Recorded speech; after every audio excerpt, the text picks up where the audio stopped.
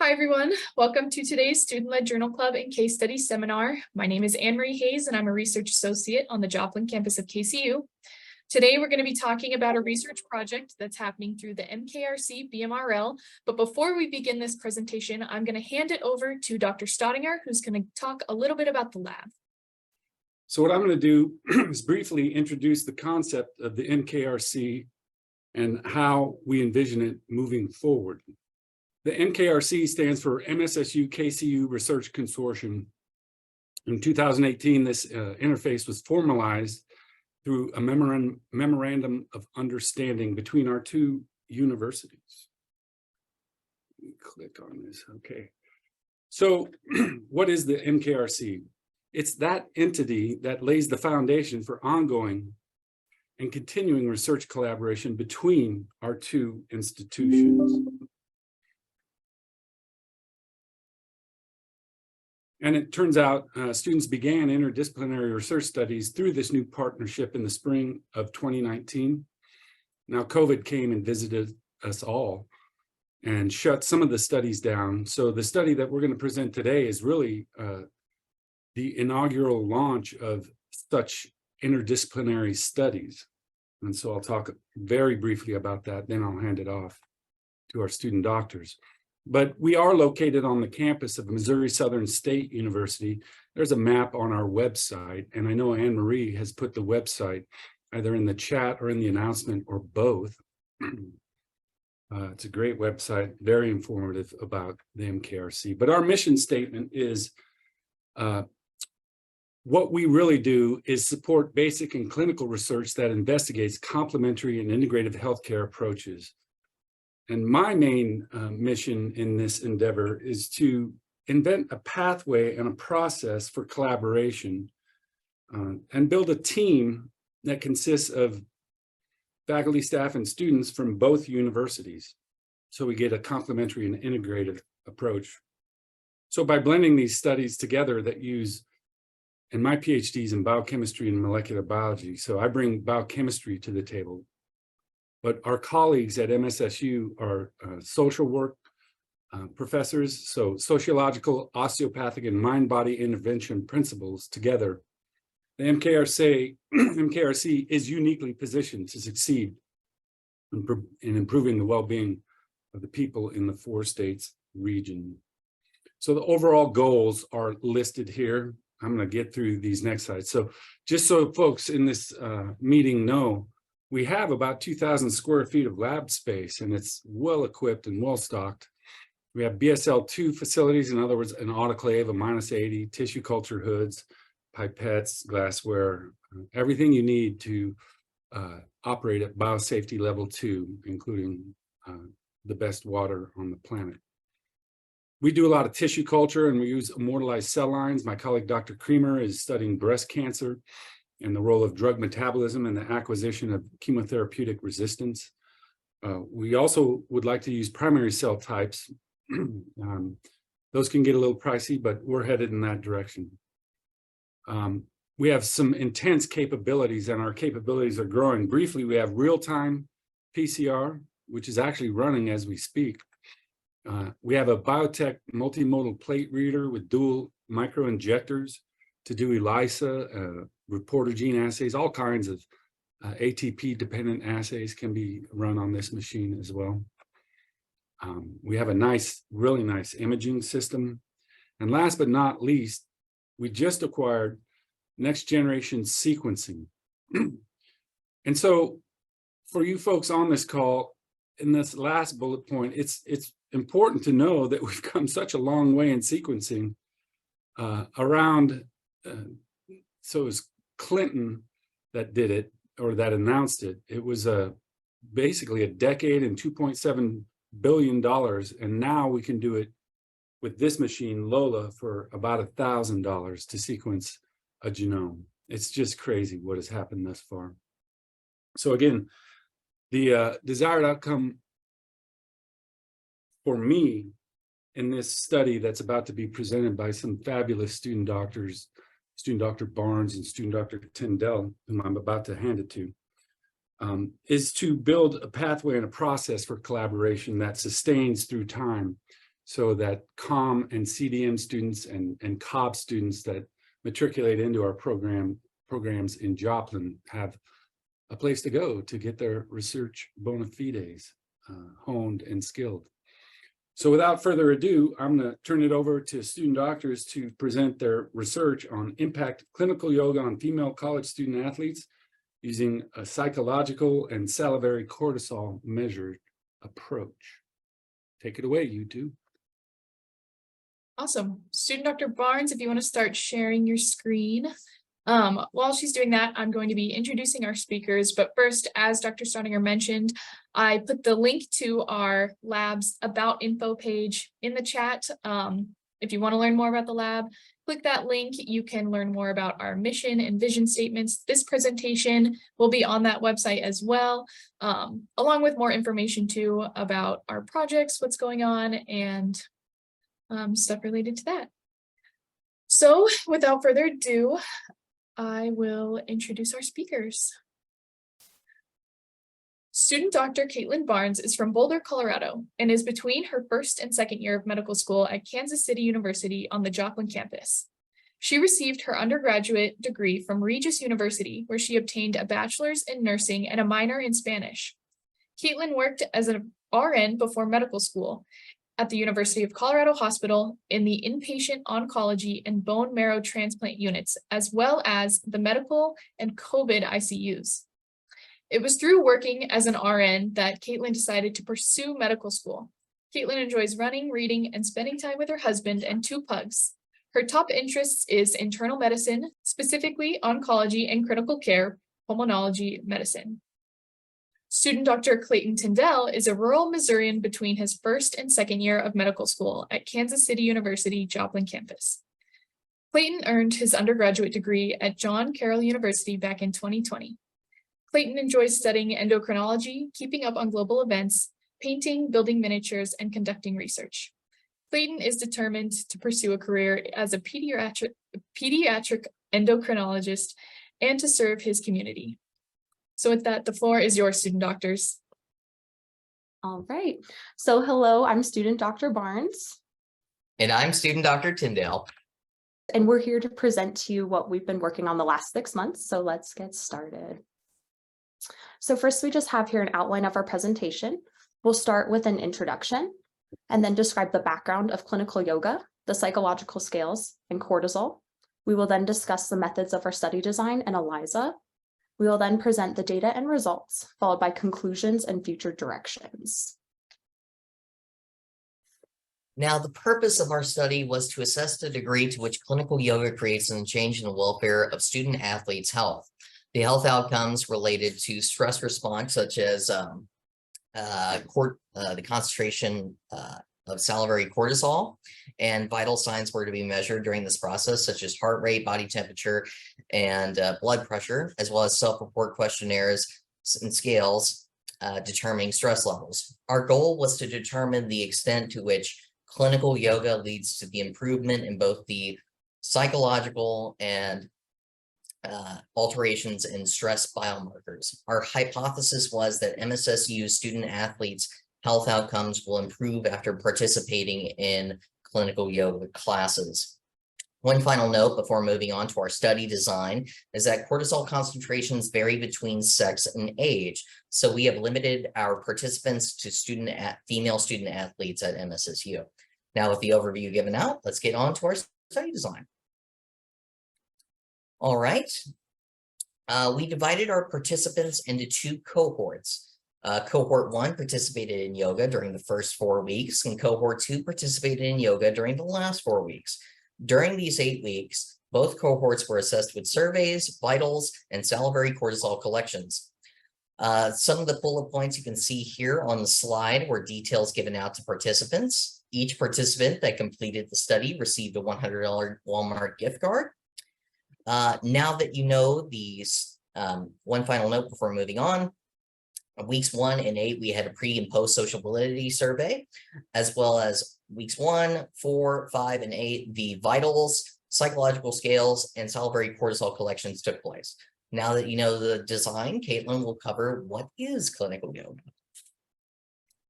Perfect. So just to start, we want to just mention that female college athletes face many challenges that can contribute to high levels of stress, including academic pressures, athletic competition, and social expectations. Stress can have a negative effect on both physical and mental health and may even impact their athletic performance.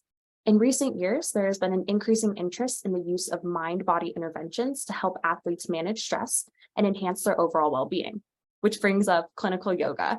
Clinical yoga combines physical postures, breathing techniques, and meditation to promote relaxation and reduce stress.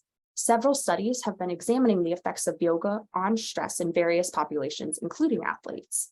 It has been shown to be effective in reducing stress, anxiety, depression, and pain, improving physical function and quality of life in patients with various conditions, such as chronic pain, cancer, cardiovascular disease, and mental health disorders. In our study specifically, the college athletes completed weekly clinical yoga sessions over 4 weeks.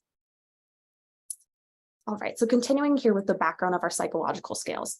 At weeks 1, 4, 5, and 8, each female athlete completed 3 specific psychological scale surveys. The first was the PHQ-9 depression scale, which is a scale that ranges from 1 to 27 that ranks depression based on 9 questions. The PHQ-9 scale ranges from minimal to severe depression. The second measure we did was the GAD-7 or the anxiety scale. This scale ranges from 1 to 21 and ranks anxiety based on 7 questions. The GAD-7 scale ranges from minimal to severe anxiety. The last scale we did was the perceived stress scale, which is a scale from 0 to 40 that ranks perceived stress based on 10 questions. The perceived stress scale ranges from low stress to high perceived stress. We've also provided our YouTube playlist, and Anne-Marie will put that in the chat now. Just for anyone who's curious, this playlist has videos describing these psychological scales, as well as additional videos about clinical yoga, the study, and its leaders. Please take a moment to like and subscribe just to keep learning more.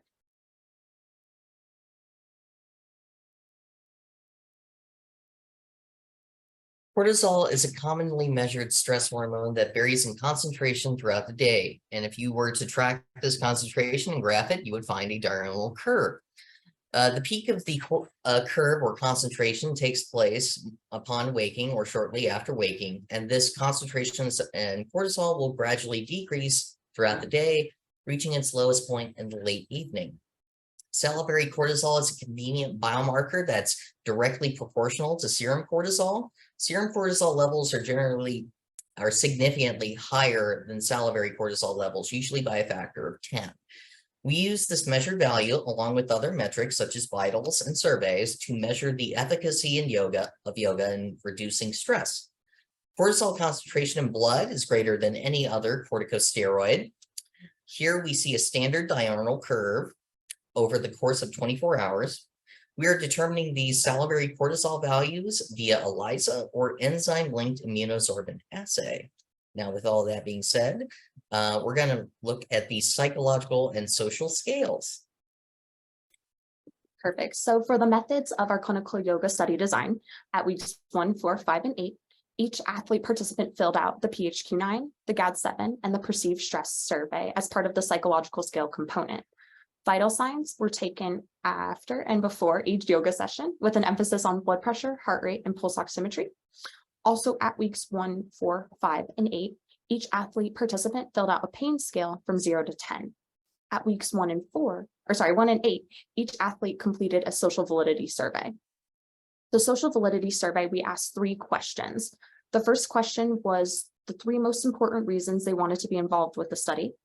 The second, we asked what are the 3 most important problems they want solved by being enrolled in the study. And the third, we asked what are the 3 most important skills they wanted to learn by being enrolled in the study. So next, moving on here with our methods with ELISA. So for the methods of measuring the salivary cortisol, we used an enzyme-linked immunosorbent assay, or ELISA, which is a competitive immunoassay kit. Our procedure was from the ALPCO cortisol saliva ELISA protocol. This process allowed cortisol in standards and samples to compete with the cortisol conjugated to the horseradish peroxidase. After incubation, the unbound components were washed away, and the bound cortisol enzyme conjugate was measured by the reaction of the horseradish peroxidase enzyme to the tetramethylbenzidine or TMB substrate.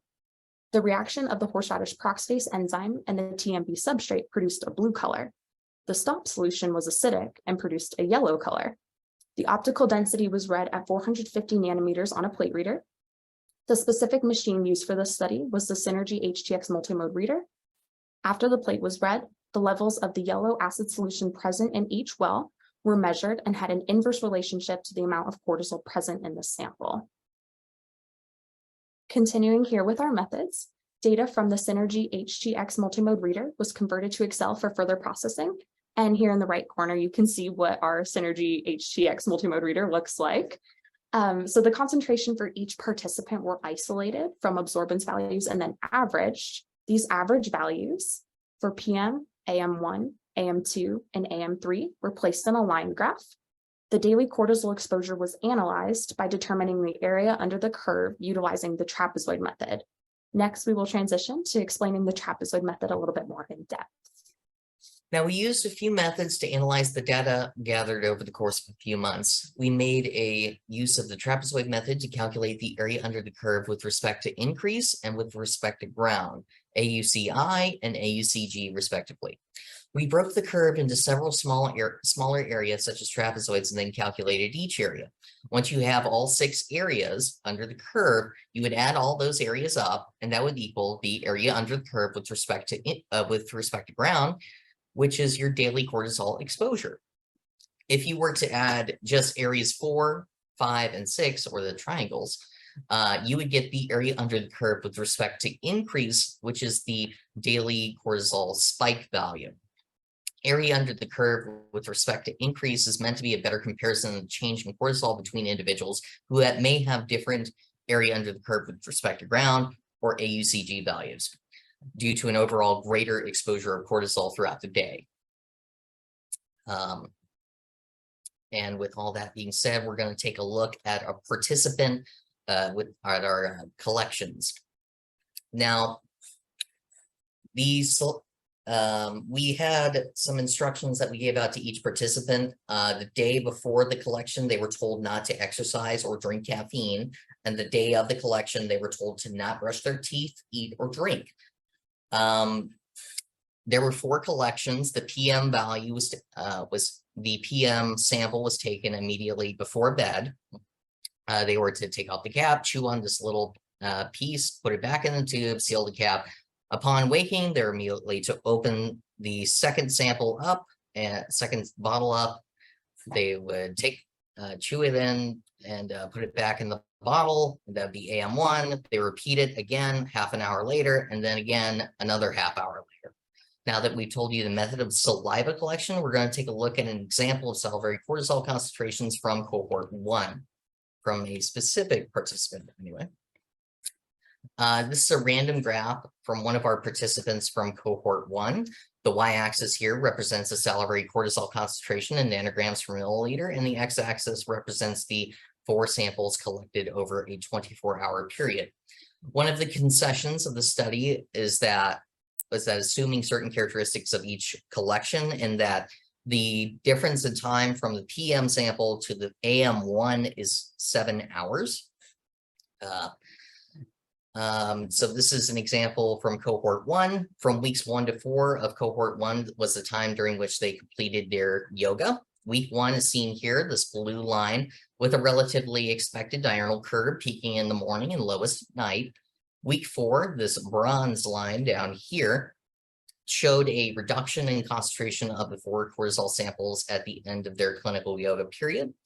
Weeks 5 through 8, their wanted yoga time showed an overall increase in the cortisol concentrations for each week, but week 8 displayed the greatest increase of all samples. Now that we've looked at a random participant from cohort 1, we will now talk about cohort 1, the cohorts as a whole. Here we see a graph generated from a statistical software called Prism. If there is 1 asterisk present, it indicates that their p-value is less than 0.05. We used a t-test combined with ANOVA for the statistical significance of the results. Since you don't see a asterisk here, there is no statistically significant change going on in cohort 1 during the area under the curve with respect to ground. From weeks 1 to 4, cohort 1 participated in yoga, and from here we can see a decrease, but not a statistically significant one, in the daily cortisol exposure. And then from 4 to 5, you see an increase when they're not doing yoga, and then 8, you see a slight increase again. Now that we've looked at cohort 1, we're going to take a look at cohort 2. And again, there's no statistically significant change going on here from week 1 to 4 when they were not participating in yoga.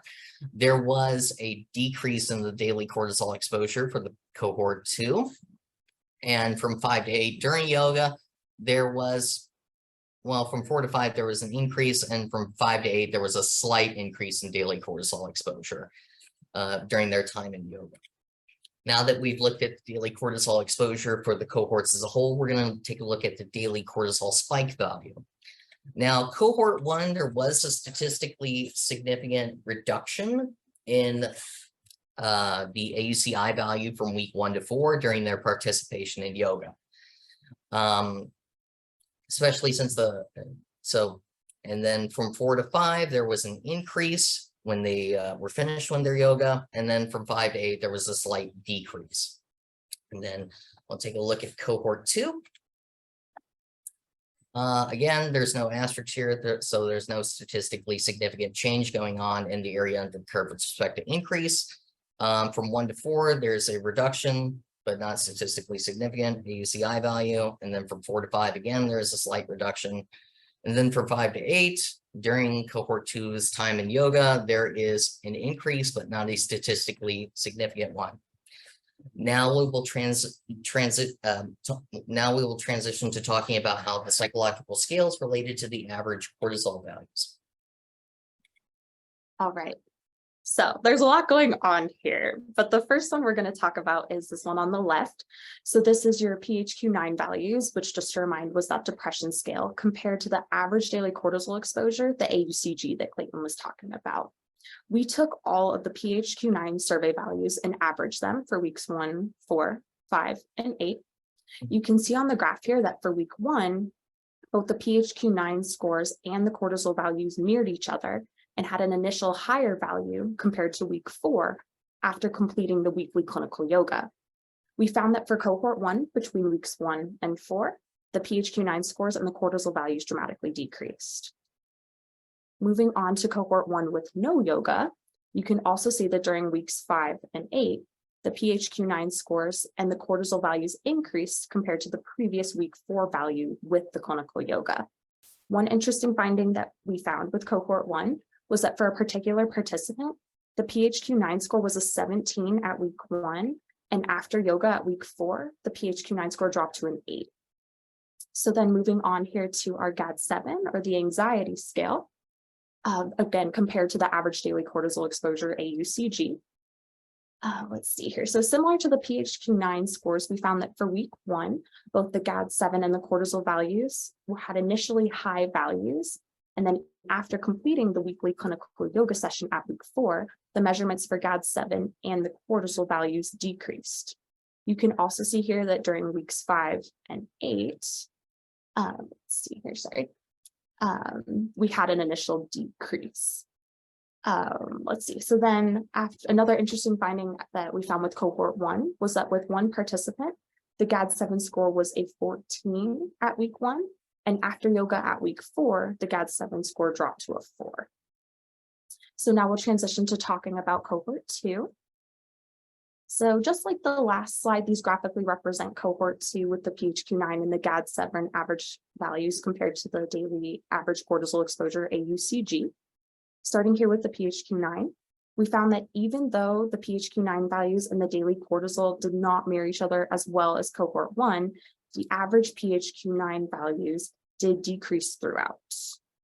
So starting here at week 1 and 4 with the no yoga intervention, the PHQ-9 values were higher compared to weeks 5 and 8 with the yoga intervention. One interesting finding with cohort 1 was that one participant with the PHQ-9 score was an 18 here at week 5. And then after yoga, the PHQ-9 score dropped to a 13. So then moving on here with the GAD-7, week 1 does show this mirroring of the GAD-7 and the daily cortisol exposure.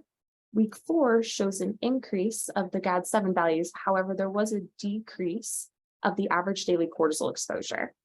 For weeks 5 and 8, we saw an average decrease of the GAD-7 values. However, the average daily cortisol exposure did not mirror and did not decrease as was expected and what was found with cohort 1 with the clinical yoga intervention. So overall, the GAD-7 values decreased slightly with clinical yoga for cohort 2. So now we'll transition to talking about a particular participant in cohort 1, comparing their response intervention and health survey data. Okay, so here we have our cohort 1 participant. At week 1, this particular participant had higher initial values of the PHQ-9 score, the GAD-7 score, and the daily cortisol exposure AUCG.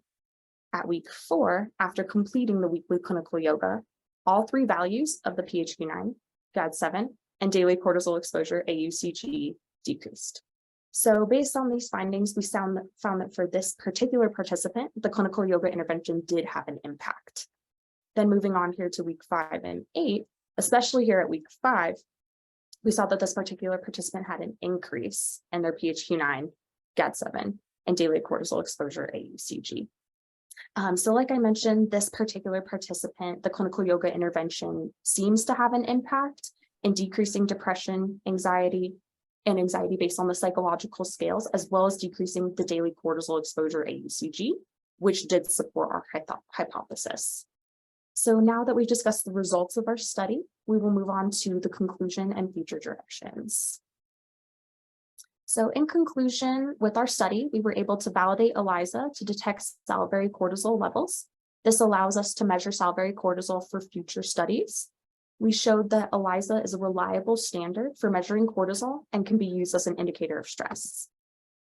However, the results of our study are not generalizable due to the small size of our study. Again, there was a statistically significant reduction in the AUCI values for cohort 1 during their time of yoga. There is something worth investigating in a larger study that would be generalizable given additional participants. The reason why the week 8 values might have gone up is that the MSSU student athletes, the last collection took place in late April, and they were approaching their finals. Now, with all that being said, we're going to move on to our future directions. Perfect. So our research in detection of salivary cortisol opens doors to future studies. Examples of these studies include MSSU athletes in stress, repeated every year with a new team, veterans and PTSD and stress symptoms, first responders in stress, and more. This lays the foundation for future studies that seek to determine the extent to which mind-body interventions reduce stress levels. We've also provided our QR code where you can access more information about our study. All right, and we have references and some time for questions. Awesome. Amazing job, student doctors Barnes and Tindell. You did a great job. You guys worked and flowed together so well as co-presenters, and you have some amazing slides. As student Dr. Barnes just said, if you have any questions or comments about the presentation, feel free to raise your hand in Zoom and I'll call on you, or you can put your question in the chat and I'll read it out loud so it's in the recording if you can't unmute and talk. Dr. Gordon, do you have a question? Yes, thank you so much. Student doctors, that is amazing. You have done an amazing amount of work. I really applaud I love the studies where you've got, a biologic measure and a clinical outcomes. And I know you put in a lot of work to get the ELISA working and everything. It's just really fantastic. I have a couple of questions that I may have missed. I know you alluded to a small sample size. I was wondering what was the sample size for each cohort, and what were the differences why were there 2 cohorts instead of 1 cohort?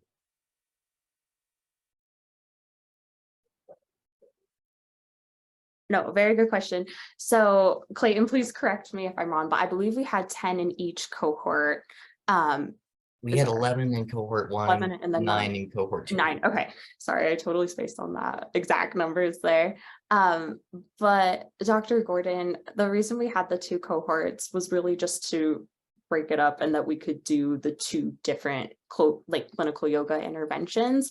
As you saw with our data though, cohort 2 really, I don't know, the data was just not where we really wanted it to be. I feel like cohort 1, we could see, beautiful trends with the cortisol and the surveys, and this really made sense. So I'm not entirely sure what was happening with cohort 2, but that was something that we found. Clayton, do you have anything to add with the different cohorts? I don't have anything to add. The cohort 1 and cohort 2, we wanted a comparison, and we wanted to compare cohort 1 to cohort 2 when they're completing their yoga and when they're not completing their yoga. So we wanted a comparison. Okay, I get that. And also you alluded to in your limitations, which I think is where you're going to find your answer, the principles of chance and, intervening variables. And you mentioned, finals. So I think that in a future study, if you were to gather information about major events that could be stressors, such as major exams, and since these are athletes, major competitions, and chart those and then adjust for those variables in the analysis, I think you would find that would be helpful. My other comment is, I was going to ask you if you were comparing the 2 cohorts. So I really, really love the work. So try not to take these as being critical, but like things to help you get this published, because I would really love to see you publish this. You may want to do a reanalysis where each subject is their own control. So like a within subjects analysis to overcome the criticisms of not having a control group or a true comparison group. And if you want to do something like that, I'd be more than happy to help. We would gladly accept it. Yes. Awesome. Now, I really love your work. Applaud, and I'm going to try to not to keep hogging the questions here. I'll let some other people ask questions. I think Dr. Staudinger wanted to add something maybe about the cohorts as well. Indeed. Let me lower my hand. The reason we had 2 cohorts was it was actually a suggestion of Dr. Wolf, my colleague, who suggested a crossover design, and that would allow an internal control. If we saw it happen in both cohorts, in our mind, it would have been more likely that there is an overall impact of clinical yoga. Now, the way it turned out, it seemed perhaps a little random or due to external stressors. And one final comment would be, I spent 17 years, actually better part of 25, studying mice and rats in a cage. And by comparison, rats and mice are genetically virtually identical inbred, whereas humans are just messy. And so you got to study a lot more of them to get the answers that you're looking for. And that's just a comment. That's totally true. And that's where I think the within subject analysis really increases power, so I think this would be a very acceptable paper with an analysis like that. Well, we're ready to engage you in such a collaboration. We love it. No, good, because I love doing this stuff. So I love your work.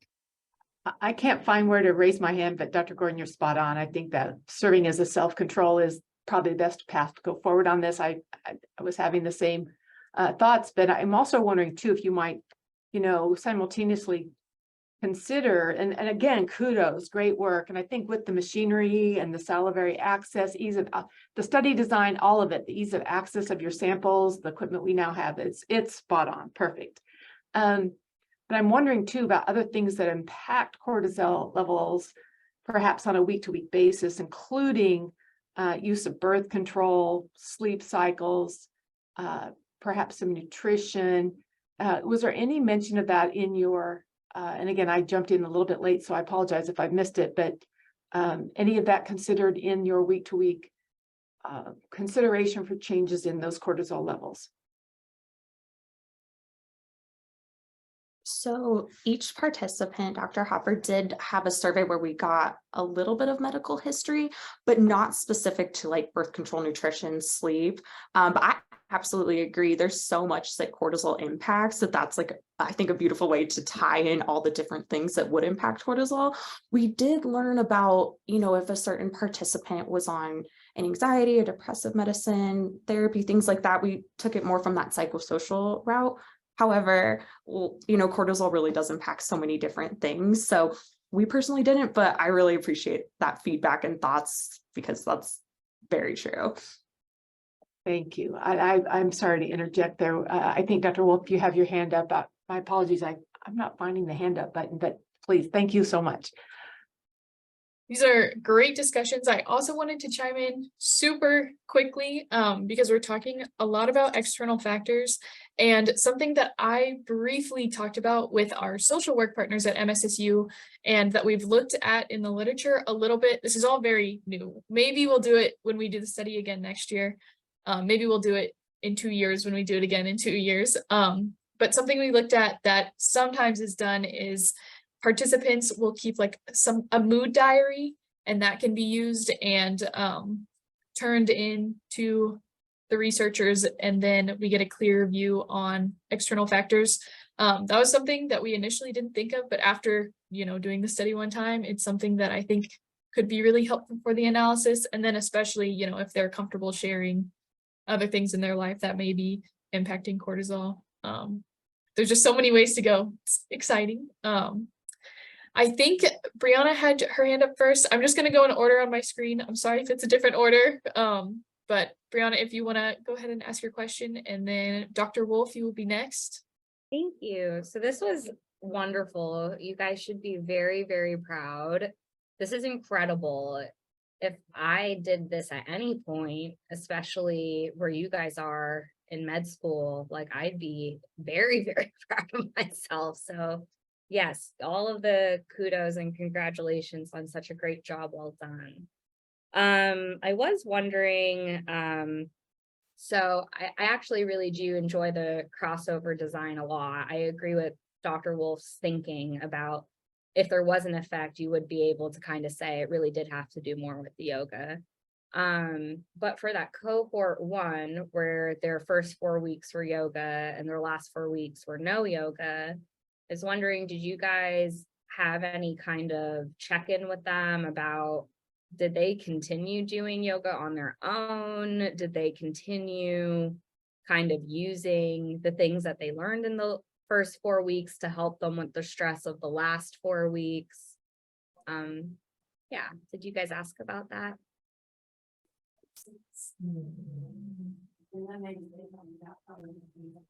Not that I'm aware of. Anne-Marie, do you mind speaking a little bit more about kind of that check-in process?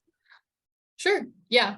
They were asked during their kind of control period when they weren't doing yoga to not participate in any kind of yoga. And if they normally did during their 4 weeks of no yoga, to not participate in normal and just otherwise go through their life as they normally would. Gotcha.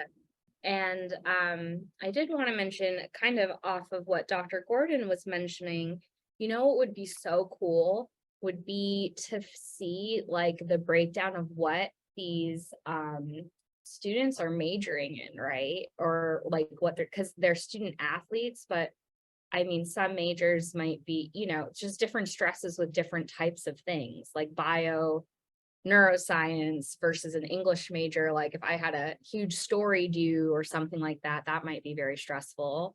But if I had some kind of science test, big one coming up, that would be very stressful too. So that would be kind of cool to see the spread of the academic scholastic variance within the cohorts.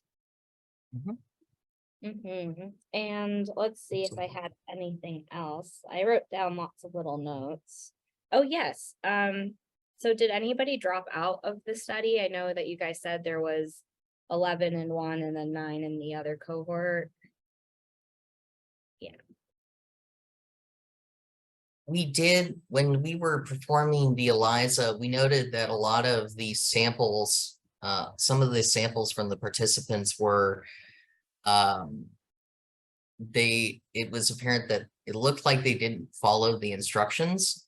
Like there was, the samples were like contaminated. Instead of receiving a saliva sample, we would receive a blood tinge sample, and saliva, and the concentration of cortisol in serum is like 10 times that of saliva.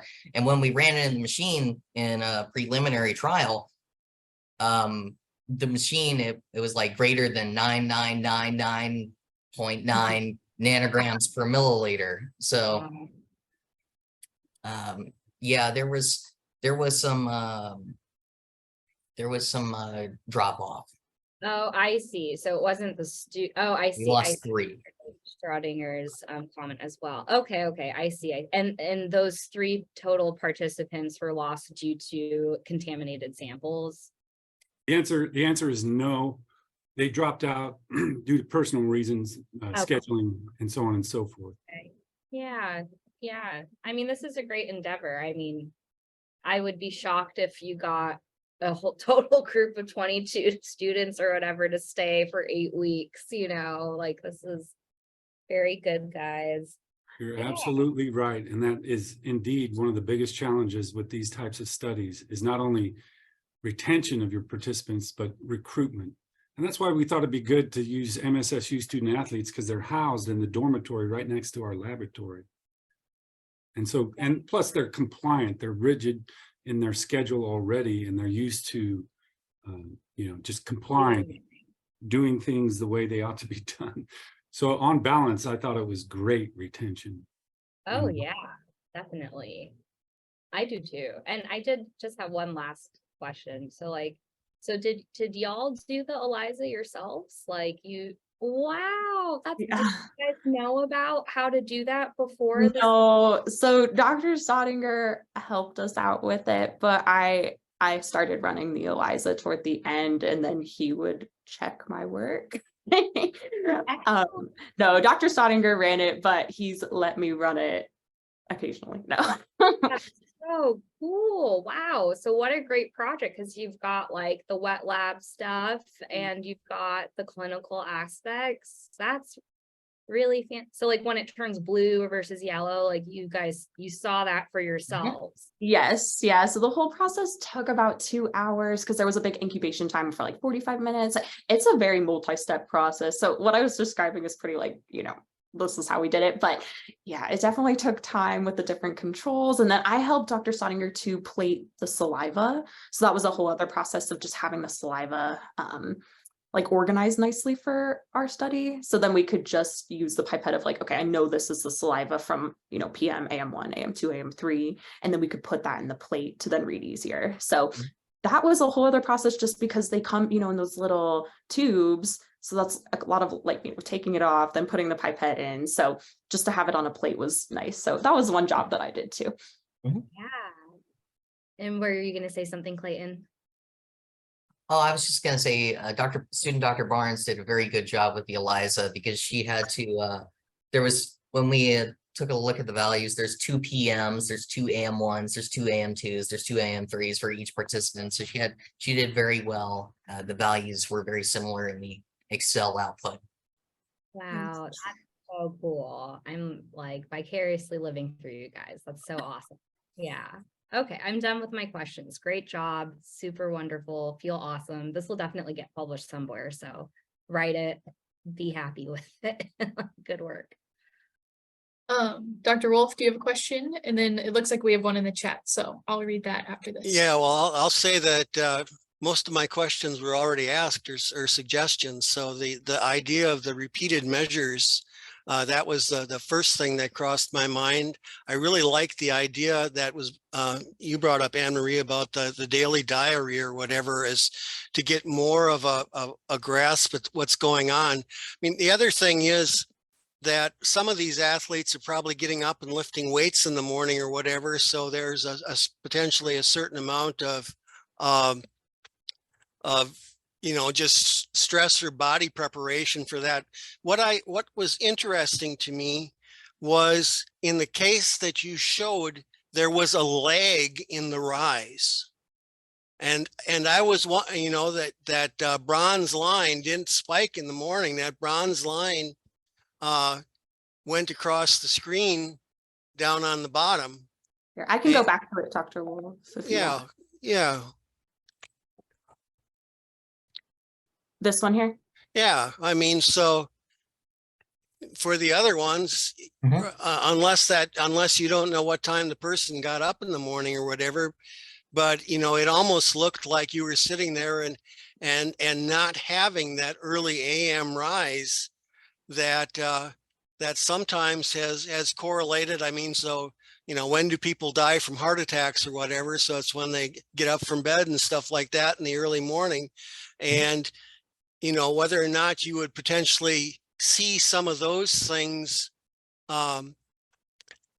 in the repeated measures aspect of things that don't necessarily show up when you are doing what you know, the lump sum like you did here.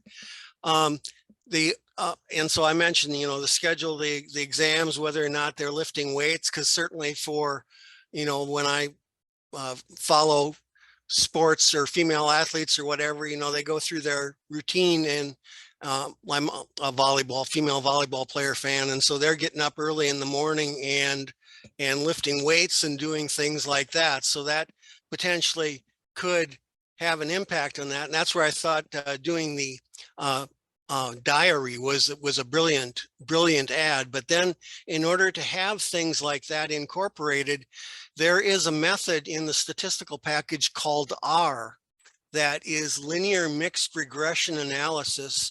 And I think that might potentially be an approach in which you could incorporate some of those other aspects into your data analysis to potentially learn more. I mean, you've got beginning data, you got some end data in your cohorts. That diary would really flesh things out. But that struck me as a good or, you know, something that you should at least look at. The final question that I had, if you can go to the one of your other later slides, please.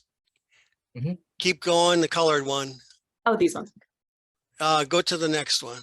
The participant. That one right there. What I'm curious about is how you have standard deviations on a PHQ-9 score with a participant of 1. Very good question. I honestly added these with Excel and they gave them, but I'm honestly not sure now that you mentioned it. I'm so sorry.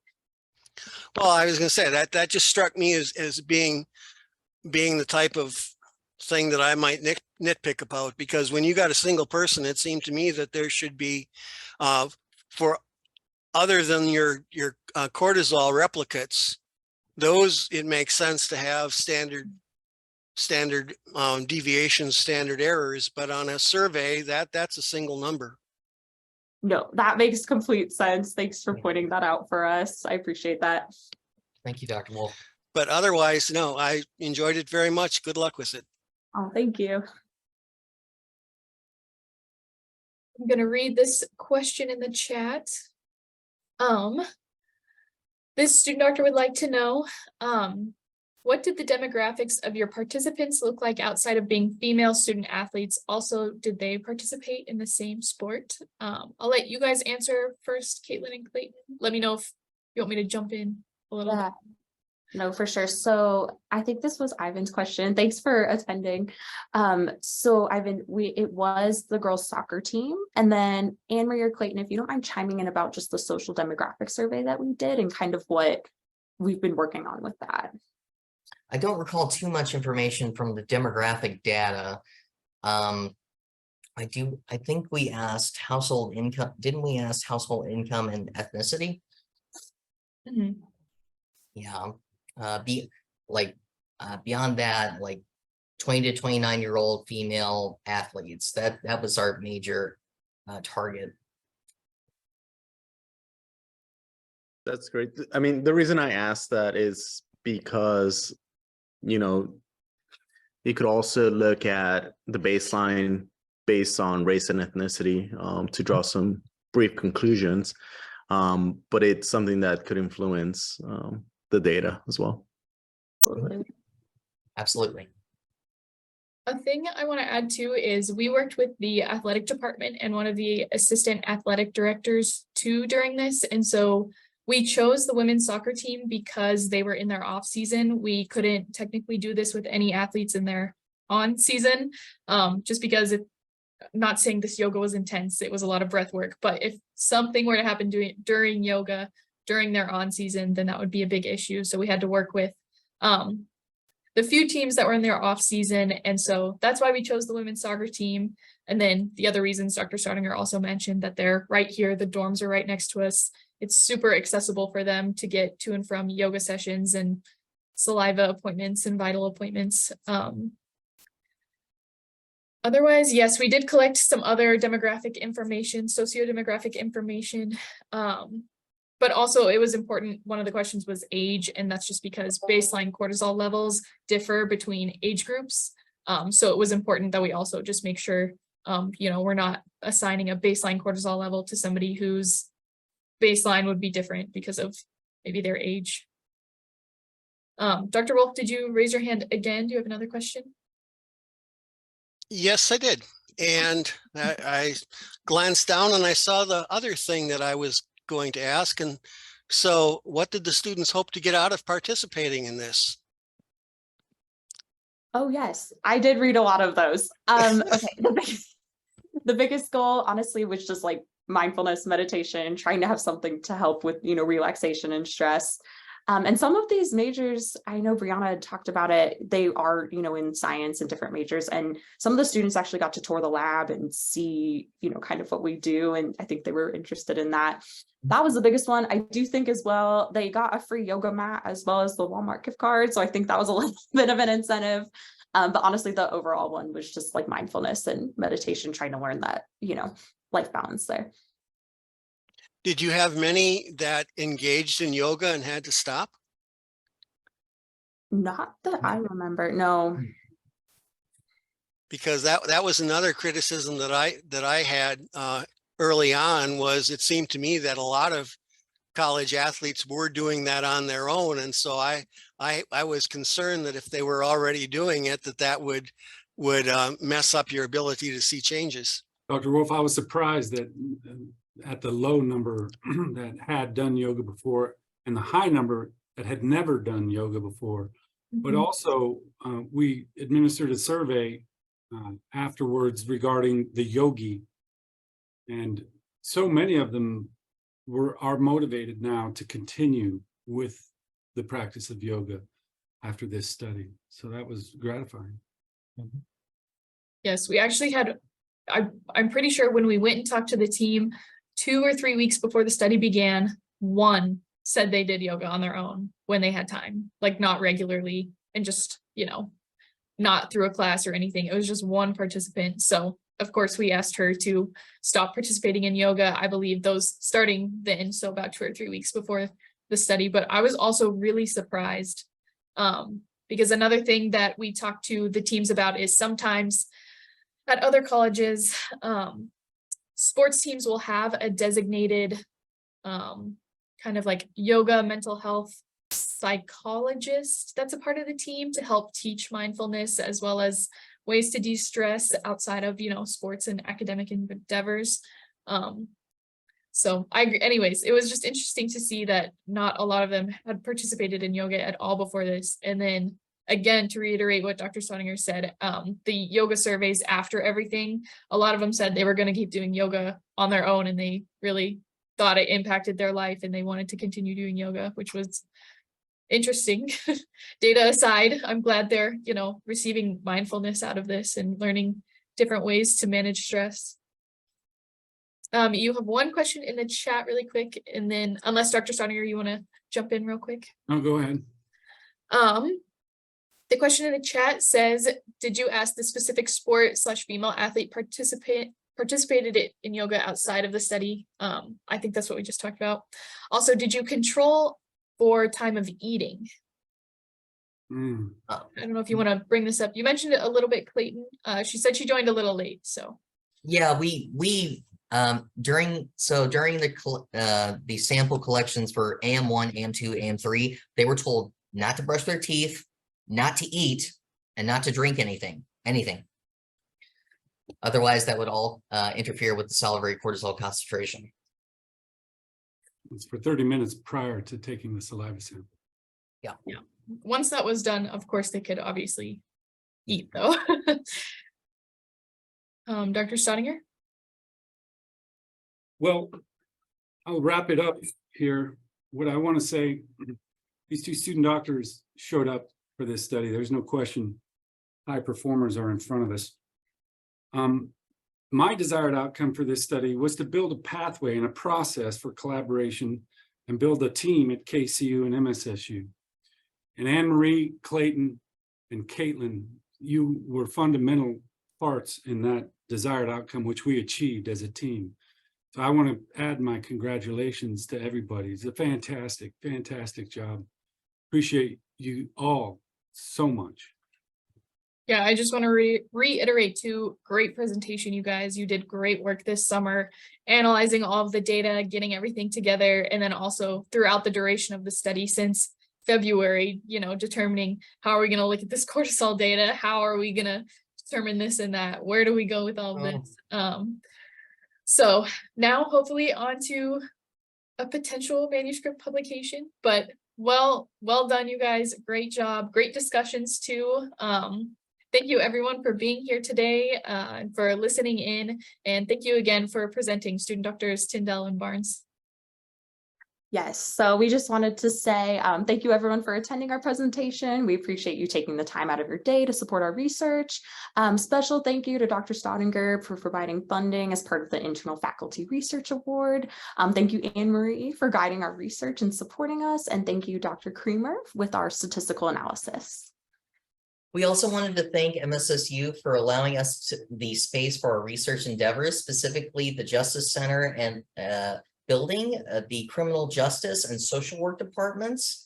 Lastly, we wanted to thank KCU for allowing us the resources and opportunity to conduct impactful research.